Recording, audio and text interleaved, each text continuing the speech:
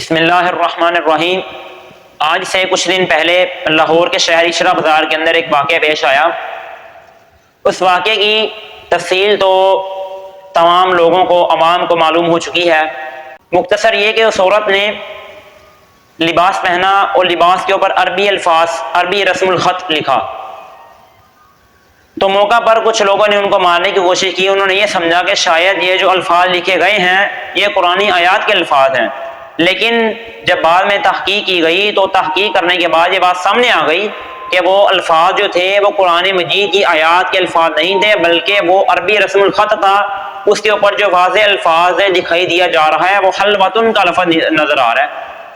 جو ہم نے بھی اپنی تحقیق کی ہے یا جو تحقیق بعد میں کروائی گئی ہے وہ یہ کہ وہاں پر عربی الفاظ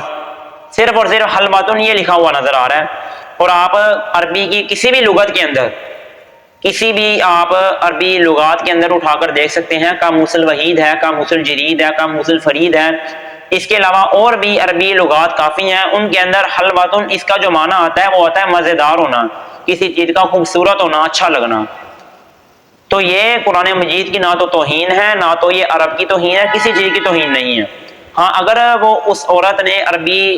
جو لباس پہنا تھا اگر اس کے اوپر قرآن مجید کی آیات لکھی جاتی تو یہ قرآن مجید کی بھی توہین تھی، ملک پاکستان کی بھی توہین تھی کہ اسلامی ممالک کے اندر ایسے بےہودہ کام اور ایسے نازیبا کام کیے جا رہے ہیں۔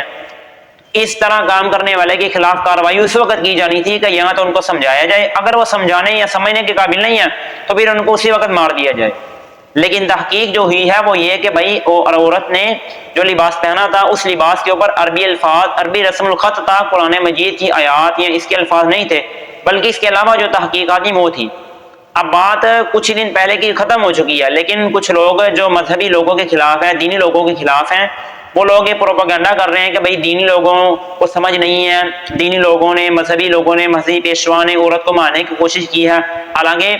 یہ انہوں نے اس وجہ سے کیا تھا اور اس وقت وہ جذباتی اس وجہ سے ہو گئے تھے کہ بھائی قرآن مجید کی توہین وہ سمجھ رہے تھے۔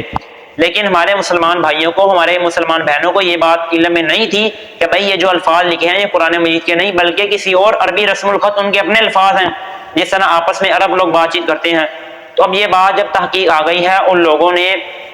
جو غلطی کر دی ان سے ہو گئی ہے، اس بات کو ختم کیا جائے، نہ یہ کہ بھائی آپ اس بات پر دوبارہ پس پشت نہ ڈالنے کے بجائے آپ اس بات کو اور کھولیں، اس بات کے خلاف کارروائیاں کی جائیں۔ جو بات ہونی تھی وہ مکمل ہو چکی ہے۔ اب آپ آئندہ ایسا کام کرنے کی کوشش کریں کہ بھائی جس سے ملک پاکستان جو ہے ہر قسم کے خطرات سے محفوظ ہو سکے،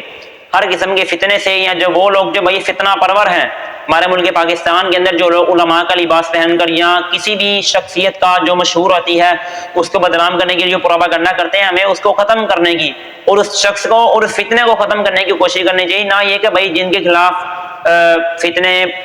کیے جاتے ہیں یا جن کے خلاف پروپیگنڈا کیا جاتا ہے ان کو ہم نکتہ چینی، ان پر تنقید نہ کریں، بلکہ جو لوگ کر رہے ہیں ان کے خلاف ہم کارروائی کریں کہ یہ کام جو کر رہے ہیں یا جو کام جو ہو رہا ہے کیا یہ حتمی طور پر صحیح طور پر ہے، یا یہ علماء کو یا اسلام کو یا اس کے علاوہ خلافت کے نظام کو یا جمہوریت کو بدنام کرنے کی کوشش ہے، کیا چل رہا ہے یہ۔ اس بات پر عمل درآمد کیا جائے، اس بات پر نکتہ چینی نہ کی جائے۔ یہ میرے آپ سب کے ذمہ ہے، صرف اور صرف میرے ذمہ نہیں ہے، یا کسی مسجد کے امام کے ذمہ نہیں ہے، یا کسی حافظ قرآن کے ذمہ نہیں ہے، یا کسی عالم دین کے ذمہ نہیں ہے، بلکہ یہ تمام امت کے ذمہ ہیں، پاکستان میں بسنے والے ہوں یا پاکستان کے علاوہ اور بھی کسی کنٹری میں، کسی بھی ملک کے اندر جتنے بھی اسلامی ممالک ہیں یا غیر اسلامی ممالک ہیں ان کے اندر جتنے بھی مسلمان بس رہے ہیں، سب کے ذمہ ہے کہ بھائی فتنہ جو لوگ پھیلاتے ہیں ان کو ختم کیا جائے، ان کے خلاف کارروائی کی جائے، اور فتنہ پھیلانے والے جن لوگوں کو بدنام کر رہے ہیں ان کا ساتھ دیا جائے۔ نہ یہ کہ بھئی آپ انہی مذہبی لوگوں کو، انہی علماء کو اور انہی مفتیان کرام کو آپ نکتہ چینی کریں، تنقید ان پر کریں، ایسا نہ کیا جائے۔ یہ اسلام کے بھی مخالف ہے اور یہ بید بھی آتی ہے اسلام کے اندر۔ اللہ تعالیٰ ہمیں دین اسلام پر کامل طور پر عمل کرنے کی توفیق عطا فرمائے۔